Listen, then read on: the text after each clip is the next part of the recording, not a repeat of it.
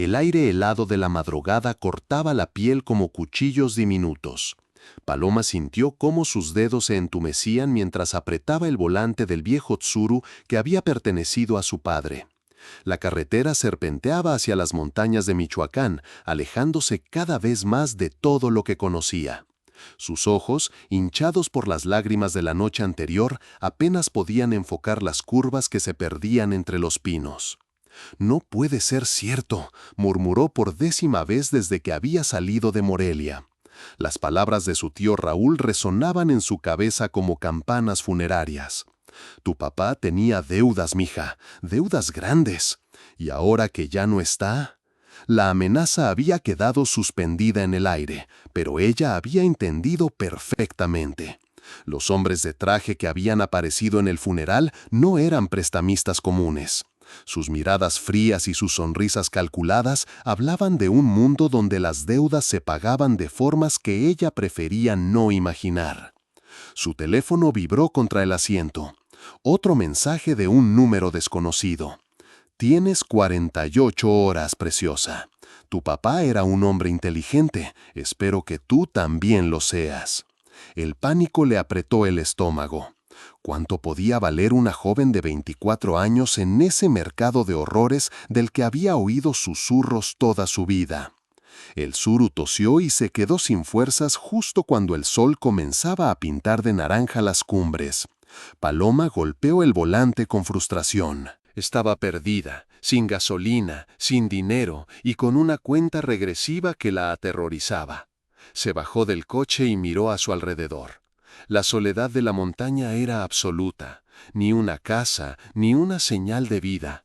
Solo pinos gigantescos que se mecían con el viento y el sonido lejano de un arroyo. «Válgame Dios», suspiró, recargándose contra la puerta del coche. Sus padres la habían criado en la ciudad, entre centros comerciales y calles asfaltadas. Esta inmensidad verde la hacía sentir como un grano de arena perdido en el océano. Cerró los ojos y trató de pensar. Tal vez si regresaba, si hablaba con ellos, si les explicaba que no tenía nada. Un sonido de ramas quebrándose la sobresaltó. Entre los árboles, una figura se movía con la seguridad de quien conoce cada piedra del camino. Paloma sintió cómo su corazón se aceleraba. El hombre que emergió del bosque era imponente, alto, de complexión fuerte, con barba espesa y ojos que parecían haber visto más de lo que cualquier persona debería ver. Vestía una camisa de franela gastada y pantalones de mezclilla manchados de tierra. Sus botas hacían crujir las hojas secas con cada paso.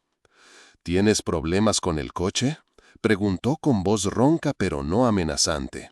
Su acento tenía esa cadencia lenta de las montañas, diferente al ritmo acelerado de la ciudad. Paloma asintió, incapaz de encontrar palabras. El miedo y el agotamiento la habían dejado sin defensas.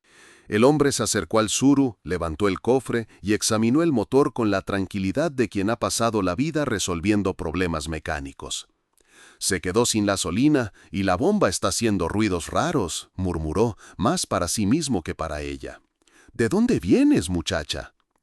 «De Morelia», logró decir Paloma, su voz apenas un susurro.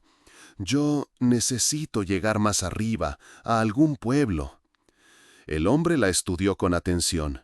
Había algo en sus ojos que la tranquilizó y la inquietó al mismo tiempo. Era como si pudiera leer entre líneas, como si entendiera que ella no estaba allí por placer. «¿Tienes hambre?», preguntó finalmente. «Mi cabaña está cerca. Puedo preparar algo caliente y ver si tengo combustible». Paloma vaciló. En la ciudad le habían enseñado a desconfiar de extraños, especialmente de hombres solitarios en lugares remotos. Pero el frío le calaba los huesos y el estómago le dolía de vacío. Además, ¿qué opciones tenía realmente?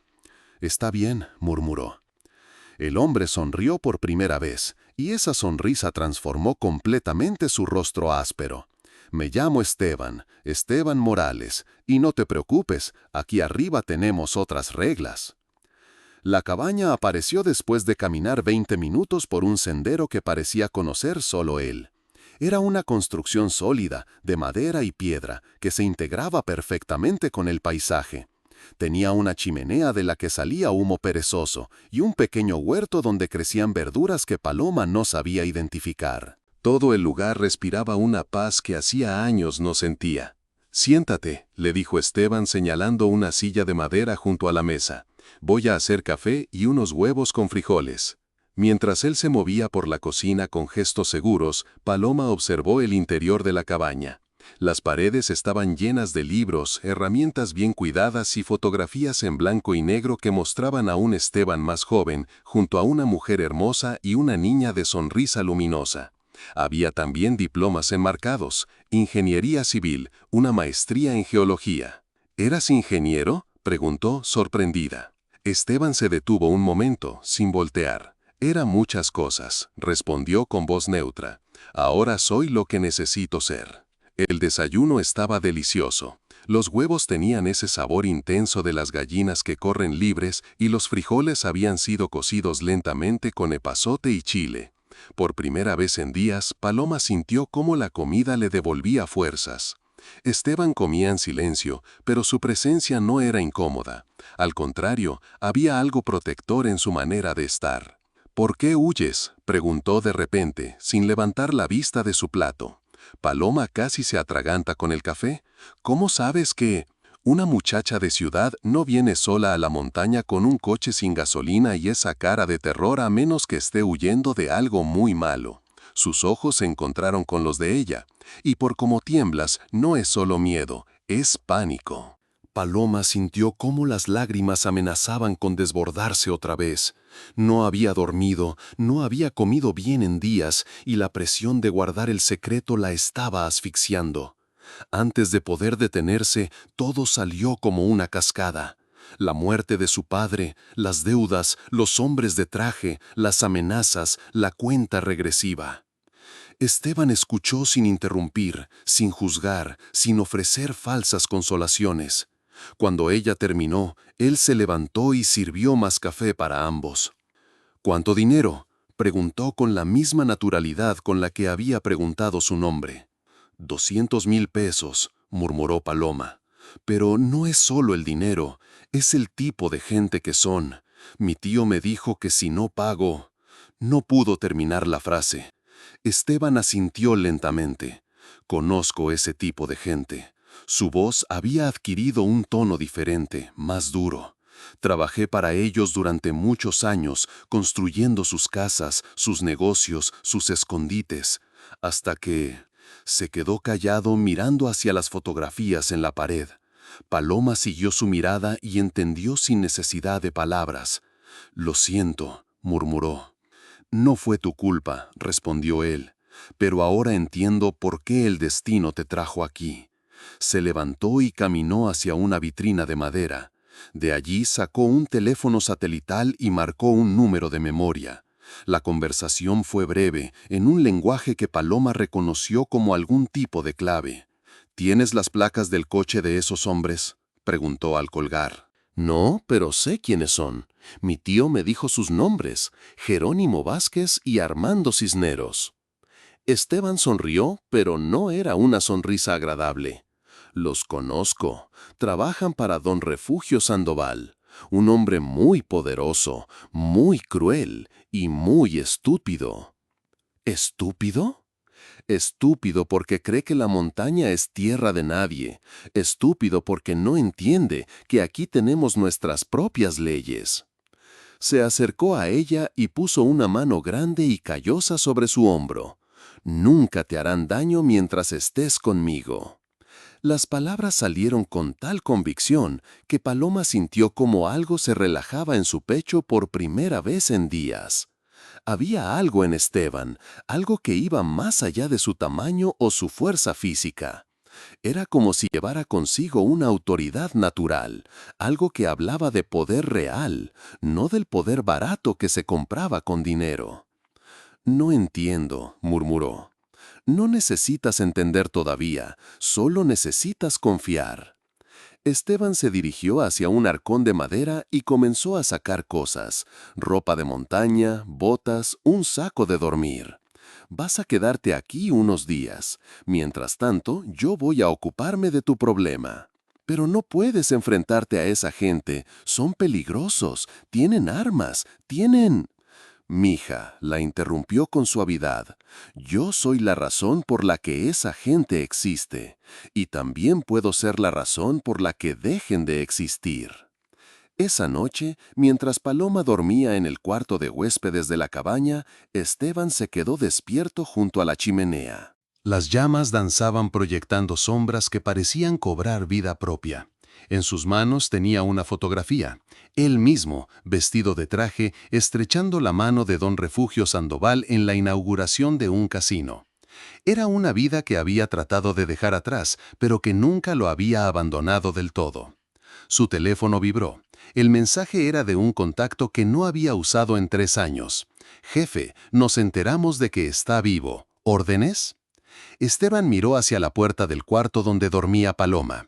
La muchacha le recordaba dolorosamente a su propia hija, el mismo cabello oscuro, la misma forma de fruncir el ceño cuando estaba asustada, la misma manera de aferrarse a la esperanza incluso cuando todo parecía perdido. Escribió su respuesta: «Mañana nos reunimos, es hora de cobrar viejas deudas». Por la mañana, Paloma despertó con el aroma del café y los huevos con chorizo. Esteban estaba de pie junto a la ventana, mirando hacia el valle. Vestía ropa diferente, pantalones de vestir, camisa blanca, botas de cuero fino. Parecía otra persona. «Buenos días», le dijo sin voltear. «¿Dormiste bien?» «Sí, gracias». Paloma se incorporó lentamente. Había dormido profundamente por primera vez en semanas, pero algo en la atmósfera había cambiado. «¿Te vas?» «Voy a bajar al pueblo. Tengo una reunión». Se volvió hacia ella y sus ojos tenían esa dureza que había vislumbrado el día anterior. «Tú te quedas aquí. Hay comida en la cocina, libros para leer y un rifle debajo de la cama por si acaso». ¿Un rifle? «Por si acaso», repitió con firmeza, «pero no va a pasar nada, te lo prometo». Después de que se fue, Paloma exploró más detalladamente la cabaña. En un escritorio encontró papeles que la dejaron sin aliento. Planos de construcción firmados por Esteban Morales, director de proyectos especiales, contratos millonarios, fotografías de obras que había visto en las noticias. No era solo un ingeniero, había sido el arquitecto de un imperio. En el último cajón encontró recortes de periódico. Explosión en casino deja 3 muertos. Ingeniero desaparece tras tragedia. Familia Morales, víctimas del crimen organizado. Las fechas correspondían a 3 años atrás. En una de las fotografías reconoció a la mujer y la niña de las fotos familiares. Una nota manuscrita en el margen decía: Elena, 32 años, Sofía, 8 años, asesinadas por orden de R.S. R.S., Refugio Sandoval. Paloma sintió cómo se le erizaba la piel. Ahora entendía la expresión de Esteban, su manera de hablar de esa gente, su seguridad al prometerle protección. No era solo un hombre de la montaña, era alguien que había perdido todo por culpa de las mismas personas que ahora la perseguían a ella. El día se hizo eterno. Paloma trató de leer, de cocinar, de mantenerse ocupada, pero su mente no paraba de dar vueltas. ¿Qué estaba haciendo Esteban? ¿En qué tipo de reunión estaba? ¿Correría peligro? Al atardecer, escuchó el motor de una camioneta acercándose por el sendero. Su corazón se aceleró. Esteban había dicho que regresaría caminando, como siempre. Corrió hacia la ventana y vio una Toyota negra con vidrios polarizados. 2 hombres se bajaron. Uno de ellos era Jerónimo Vázquez. Lo reconoció por la fotografía que le había mostrado su tío. El pánico la paralizó por un momento. Luego recordó las palabras de Esteban sobre el rifle. Corrió al cuarto, se metió debajo de la cama y encontró el arma. Era más pesada de lo que había imaginado y sus manos temblaban tanto que apenas podía sostenerla. Los hombres rodearon la cabaña. Escuchó sus voces discutiendo en voz baja, luego pasos en el porche. Cuando comenzaron a tocar la puerta, Paloma ya estaba escondida detrás del sofá con el rifle apuntando hacia la entrada. «Sabemos que estás ahí, preciosa», gritó Vázquez. «Solo queremos hablar». Paloma apretó los dientes. Su padre le había enseñado a usar armas cuando era adolescente, pero nunca había disparado a una persona. Sus manos sudaban y el corazón le latía tan fuerte que estaba segura de que podían oírlo desde afuera. La puerta se abrió con estruendo. Los hombres entraron con pistolas en las manos, moviéndose como profesionales. Paloma contuvo la respiración. «No está», murmuró Cisneros, «pero sus cosas están aquí, no puede haber ido lejos». «Busca en los cuartos», ordenó Vázquez, «yo voy a revisar afuera». Cuando Cisneros se dirigió hacia los dormitorios dándole la espalda, Paloma supo que era su única oportunidad. Se levantó lentamente, apuntó y gritó: «¡No se muevan!».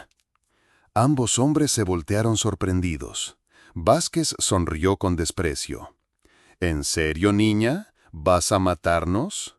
«Si es necesario», respondió Paloma, tratando de que su voz sonara más firme de lo que se sentía. «No tienes idea de con quién te estás metiendo», dijo Cisneros, comenzando a caminar hacia ella. «Tu papito debía dinero, y una forma u otra lo vamos a cobrar». «Mi papá está muerto», replicó Paloma. «Sus deudas murieron con él». Vázquez se rió. «¡Qué ingenua! Las deudas se heredan, preciosa, y si no hay dinero, hay otras formas de pagar». El sonido de pasos en el porche los interrumpió. Todos voltearon hacia la puerta. Esteban apareció en el umbral, pero no era el hombre gentil que había conocido. Este Esteban irradiaba una autoridad peligrosa, una presencia que llenaba toda la habitación. «Jerónimo». Armando los saludó con voz tranquila. «¡Qué sorpresa encontrarlos en mi casa!». Los dos hombres se pusieron tensos. Vázquez mantuvo su pistola, pero ya no apuntaba a Paloma.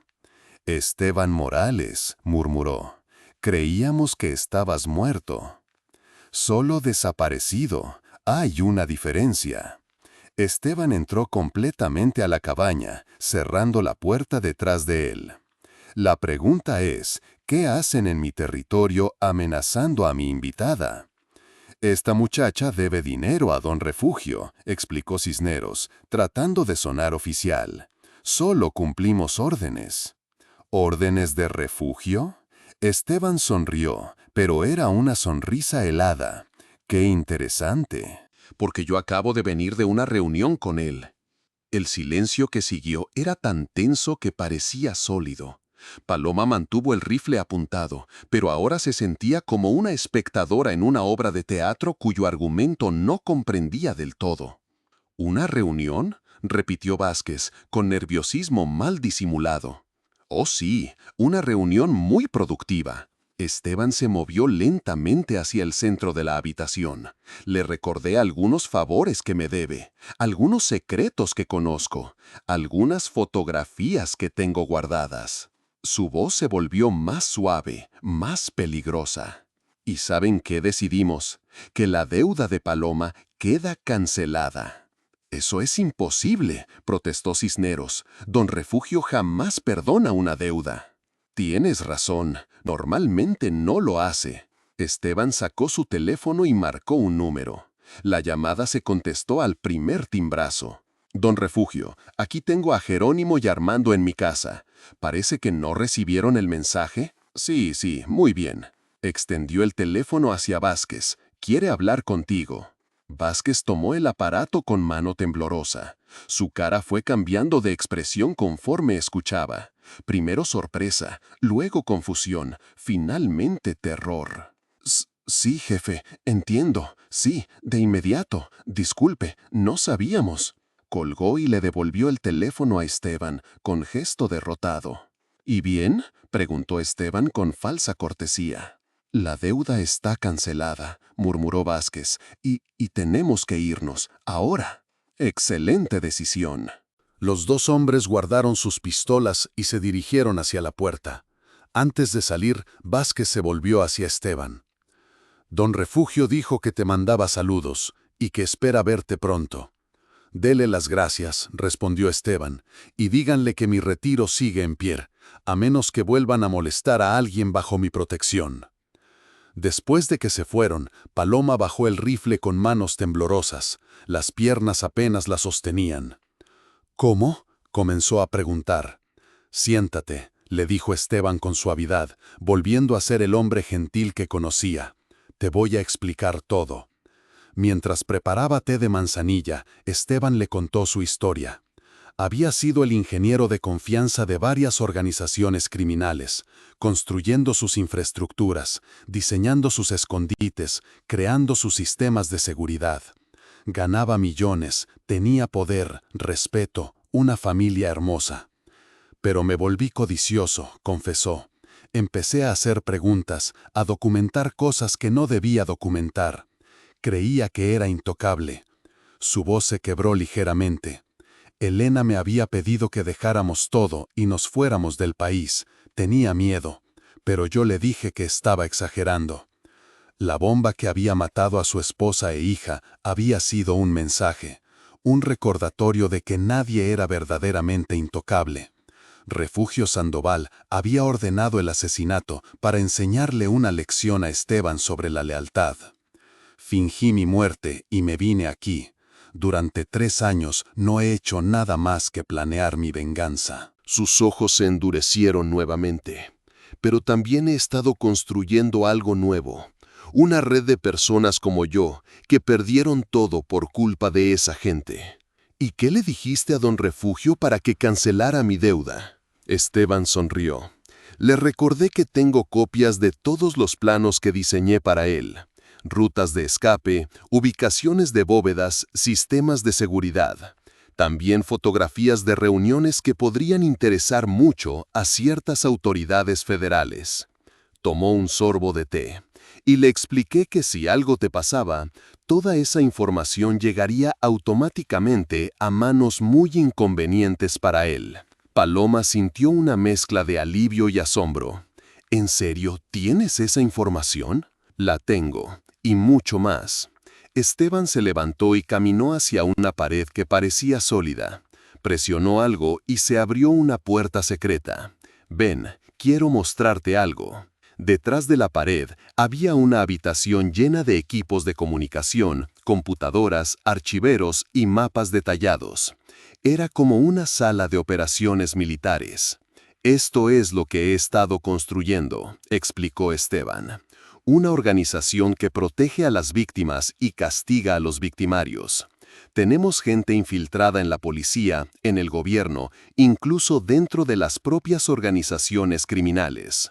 En las paredes había fotografías de docenas de personas, hombres, mujeres, niños, todos con historias similares a la de Paloma. ¿Los ayudaste a todos? A estos sí. A muchos otros no llegué a tiempo. Su expresión se entristeció. Pero estamos creciendo.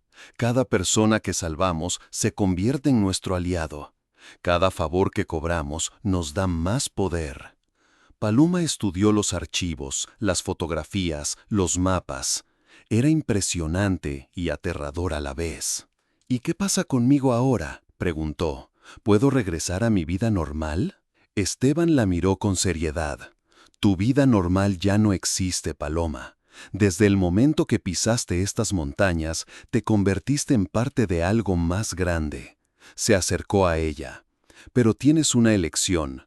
Puedes bajar, tomar tu coche arreglado e intentar reconstruir tu vida en otra ciudad.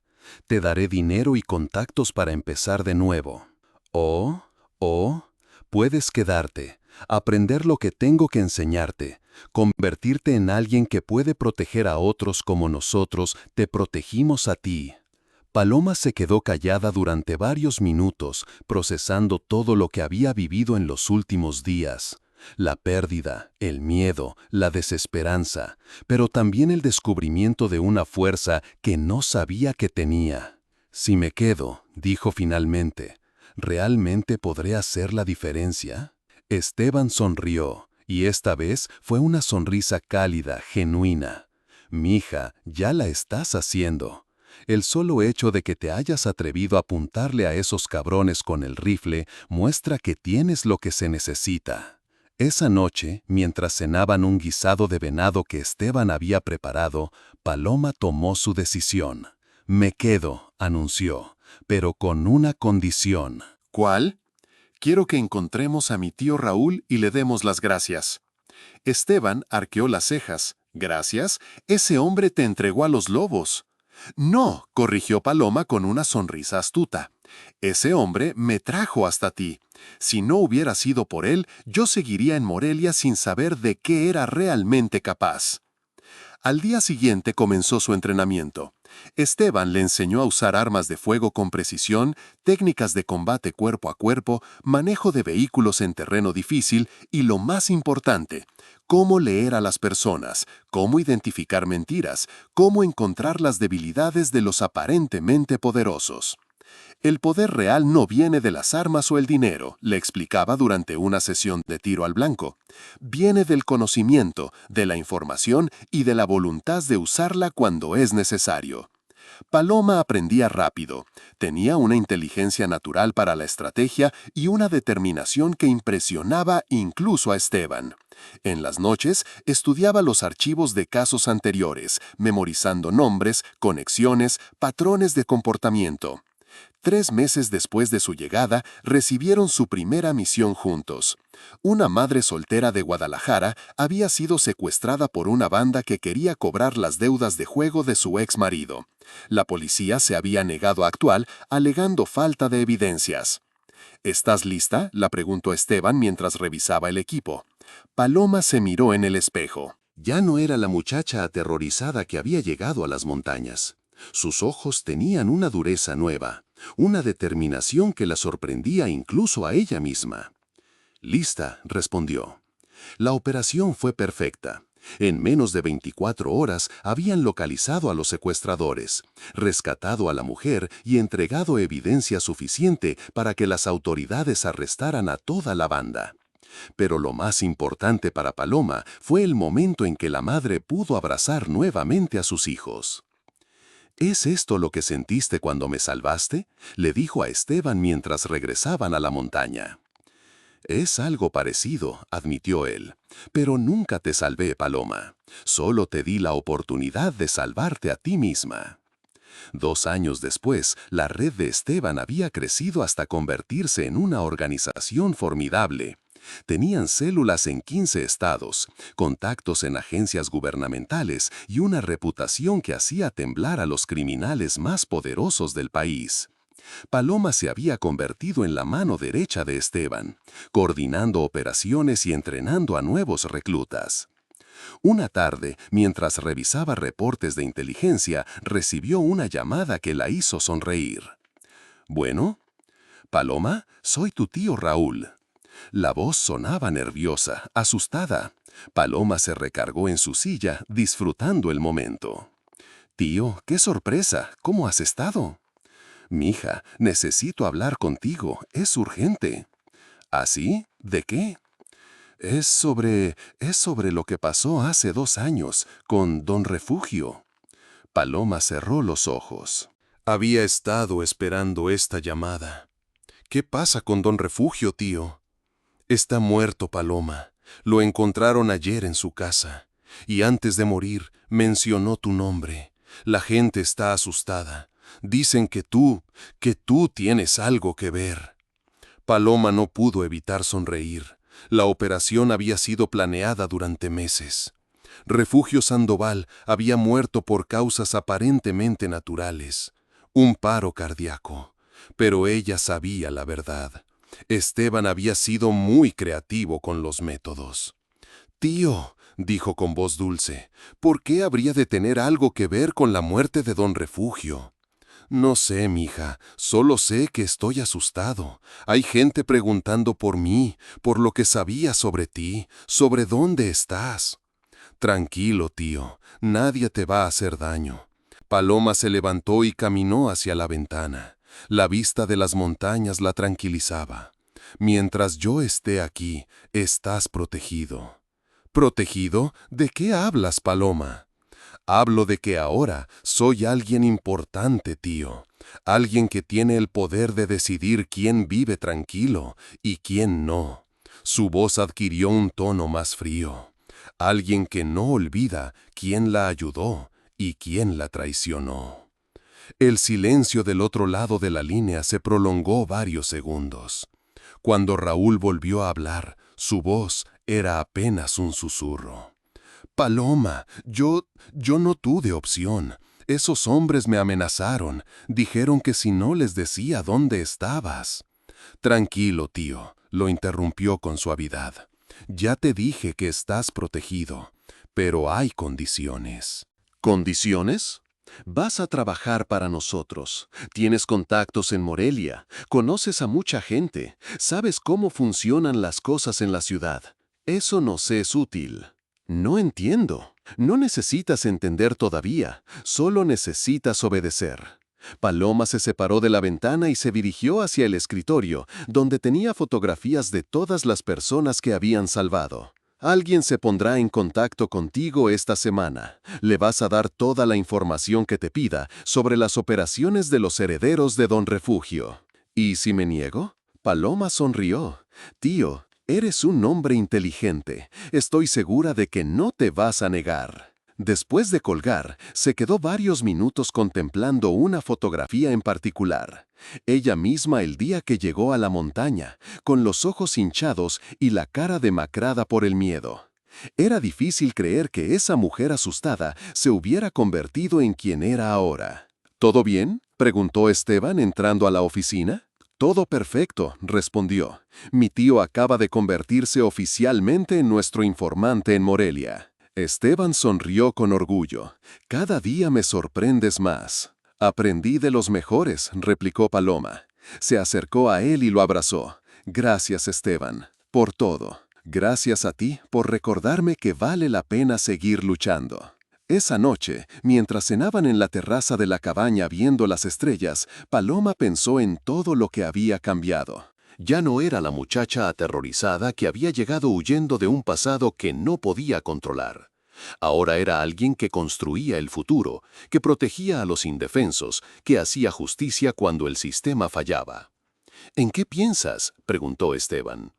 En que mi papá estaría orgulloso, respondió. Siempre me decía que la vida nos pone pruebas para descubrir de qué estamos hechos realmente. ¿Y de qué estás hecha tú? Paloma miró hacia las montañas que ahora consideraba su hogar, hacia el valle donde sabía que había personas durmiendo tranquilas gracias a su trabajo, hacia el futuro que se extendía ante ellos lleno de posibilidades. De la misma materia que las montañas, respondió finalmente, sólida, permanente y más peligrosa de lo que parece a primera vista. Esteban se rió. Esa es mi alumna. Al día siguiente llegó un mensaje que cambiaría todo nuevamente.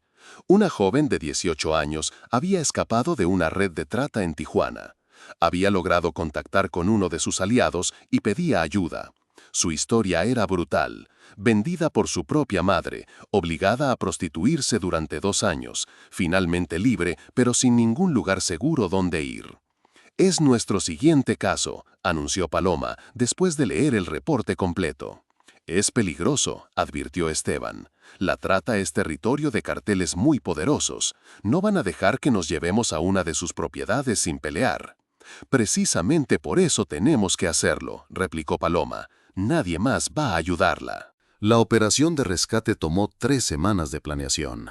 Tuvieron que infiltrarse en la red, identificar a los responsables, localizar a otras víctimas y coordinar con autoridades federales que realmente quisieran hacer su trabajo. Paloma dirigió personalmente la misión, utilizando todo lo que había aprendido sobre estrategia, combate y psicología criminal. El rescate fue exitoso. No solo salvaron a la joven que había pedido ayuda, sino a otras 12 mujeres que estaban en la misma situación. Los responsables fueron arrestados y la red fue desmantelada completamente. Pero lo que más impactó a Paloma fue la conversación que tuvo con la joven que había iniciado todo, una muchacha llamada Andrea, con ojos que habían visto demasiado horror para su edad. ¿Por qué arriesgaron tanto por nosotras?, le preguntó mientras esperaban el transporte que las llevaría a un refugio seguro. Porque alguien arriesgó mucho por mí cuando lo necesité, respondió Paloma, y porque nadie merece vivir en el infierno que ustedes vivieron. ¿Y ahora qué va a pasar con nosotras? Paloma se arrodilló frente a ella para quedar a su altura. Ahora van a tener la oportunidad de decidir quiénes quieren ser. Van a recibir ayuda psicológica, van a poder estudiar, trabajar, construir la vida que elijan. Tomó sus manos, y si alguna vez quieren ayudar a otras mujeres como ustedes, van a tener un lugar con nosotros. Andrea asintió lentamente. Me gustaría eso. Ayudar, quiero decir. Entonces nos vemos en unos años, le prometió Paloma. 2 años después, Andrea se había convertido en una de sus operativas más efectivas, especializada en infiltrar redes de trata. El círculo se cerraba y se expandía al mismo tiempo. Una mañana de otoño, 5 años después de su llegada a la montaña, Paloma recibió una visita inesperada. Un hombre de traje caro subió por el sendero, claramente fuera de lugar en el ambiente rústico. Ella lo esperaba en el porche, con una taza de café en las manos y una Glock discretamente oculta bajo su chamarra. «¿Señora Paloma Hernández?», preguntó el hombre cuando llegó hasta la cabaña. «Depende de quién pregunte», respondió ella sin moverse de su silla. El hombre sonrió y sacó una identificación. «Agente federal Ricardo Mendoza, me envía el fiscal general». Paloma estudió la credencial cuidadosamente. Parecía auténtica, pero había aprendido a no confiar fácilmente. «¿Y qué quiere el fiscal general conmigo?» «¿Hablar?» «Oficialmente no sabemos nada sobre sus actividades. Extraoficialmente». El agente se encogió de hombros. «Digamos que hay mucha gente importante que aprecia su trabajo». «¿Mi trabajo?» «No se haga la inocente, señora. En los últimos 3 años han desmantelado más redes criminales que toda la Policía Federal junta. Han rescatado a cientos de víctimas y eliminado a docenas de criminales de alta peligrosidad». El agente se acercó un paso. «El gobierno quiere ofrecerle un trato». Paloma tomó un sorbo de café manteniendo la calma. ¿Qué tipo de trato? Inmunidad total a cambio de coordinación. Seguirían operando como hasta ahora, pero con respaldo oficial cuando lo necesiten. Presupuesto, equipamiento, información de inteligencia. ¿Y a cambio? Ocasionalmente tendríamos algunos trabajos especiales para ustedes, casos que el gobierno no puede manejar oficialmente. Paloma se quedó pensando. Era una oferta tentadora, pero también peligrosa. Trabajar con el gobierno significaba comprometerse, perder la libertad de acción que había sido clave para su éxito. «Necesito pensarlo», dijo finalmente. «Por supuesto, tome todo el tiempo que necesite». El agente le entregó una tarjeta. «Pero no demasiado. Hay gente que preferiría resolver el problema que ustedes representan de maneras menos civilizadas». Después de que se fue, Paloma llamó a Esteban. Cuando le contó sobre la visita, él se quedó callado durante varios minutos. «Es lo que esperábamos», dijo finalmente. «Nos hemos vuelto demasiado visibles, demasiado efectivos. ¿Qué opinas del trato? Que es mejor tener al gobierno como aliado que como enemigo. Pero también que una vez que entras a ese juego, es muy difícil salirse». Esa noche, Paloma subió a la cima de la montaña más alta cerca de la cabaña. Era un lugar donde iba cuando necesitaba pensar, cuando buscaba perspectiva. Desde allí podía ver kilómetros en todas las direcciones, valles donde habían salvado vidas, ciudades donde habían desmantelado organizaciones criminales, caminos por donde habían guiado a víctimas hacia la libertad. Pensó en la muchacha aterrorizada que había llegado allí 5 años atrás, corriendo de un destino que parecía inevitable. Pensó en Esteban, que había perdido todo, pero había encontrado una nueva forma de darle sentido a su vida. Pensó en Andrea, en las docenas de otras personas que ahora formaban parte de su organización, en las cientos que habían salvado. Al amanecer, ya había tomado su decisión. La reunión con el fiscal general se llevó a cabo en una cabaña gubernamental en las afueras de la Ciudad de México. Paloma llegó acompañada solo de Esteban, pero sabía que tenían francotiradores cubriendo la zona y equipos de escape preparados. El fiscal era un hombre mayor, de cabello canoso y expresión cansada. Le recordó a su padre, alguien que había visto demasiado y había perdido muchas ilusiones por el camino. «Señora Hernández», la saludó cuando entraron. «Es un honor conocerla finalmente». «El honor es mío, señor fiscal». Se sentaron alrededor de una mesa de madera sencilla. No había pompa ni ceremonia, solo dos grupos de personas tratando de llegar a un acuerdo que beneficiara a todos. «Entiendo que ha considerado nuestra propuesta», comenzó el fiscal. «La he considerado», confirmó Paloma, «pero tengo contrapropuestas». El hombre arqueó las cejas. Escucho. Primero, mantenemos completa autonomía operacional. Ustedes no nos dan órdenes, nos hacen sugerencias. Nosotros decidimos qué casos tomar y cómo manejarlos. Eso podría ser problemático. Segundo, continuó Paloma sin dejarlo terminar, nosotros elegimos qué información compartir y cuándo. No vamos a comprometer a nuestras fuentes ni nuestros métodos. Señora, entienda que necesitamos cierto nivel de... Tercero, siguió imperturbable, cualquier miembro de nuestro equipo que sea arrestado o amenazado por autoridades corruptas será protegido inmediatamente por el gobierno federal. El fiscal se quedó callado, claramente incómodo con las demandas.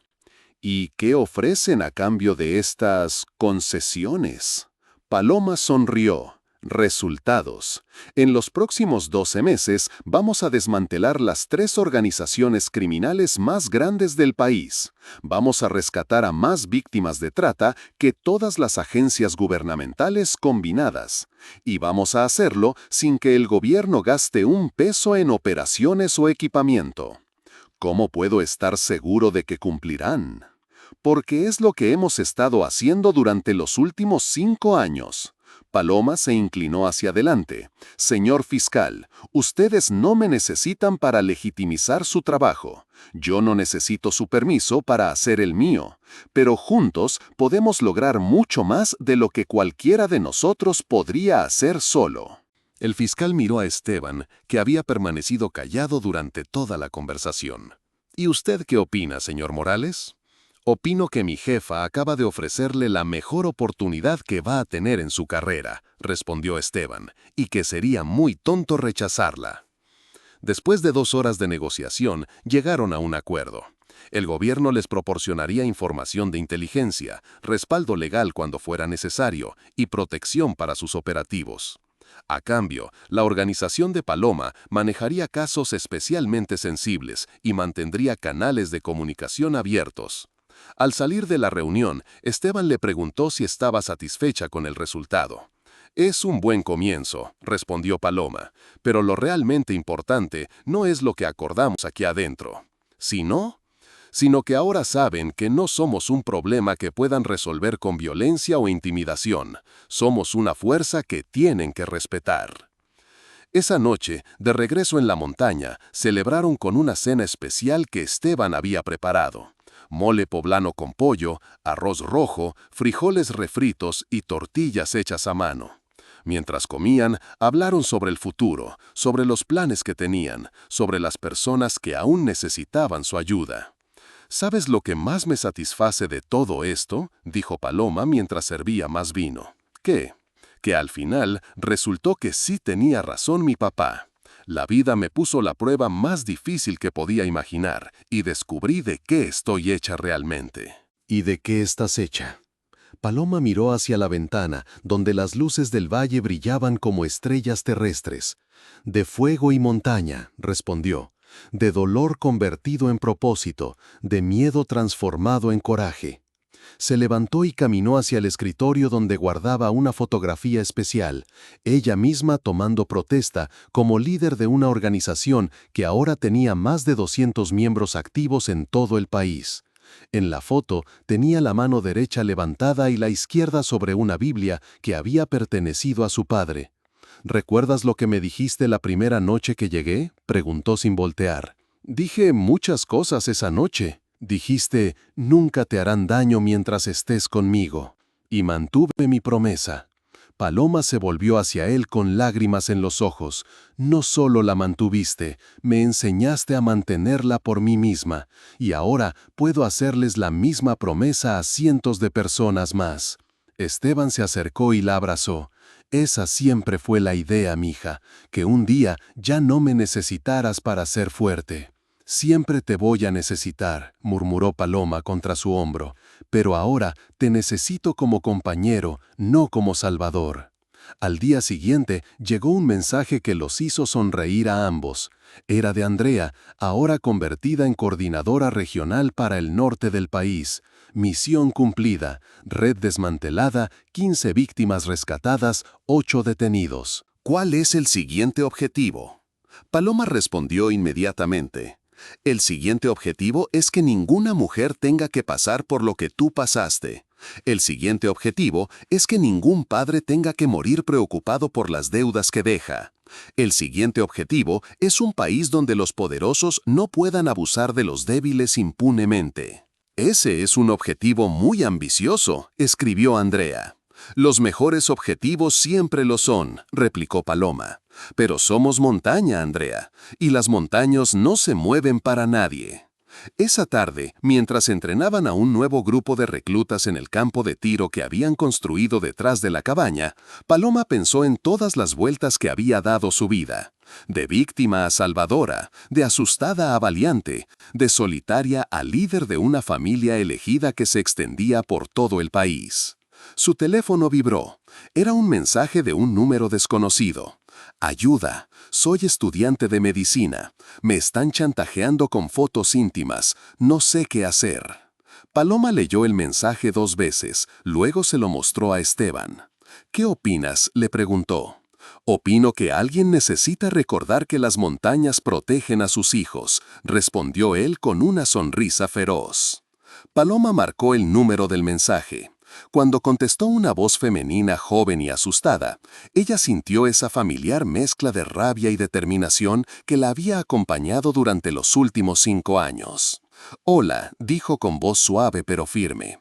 Mi nombre es Paloma. Y quiero que sepas algo muy importante. Nunca te harán daño mientras estés conmigo.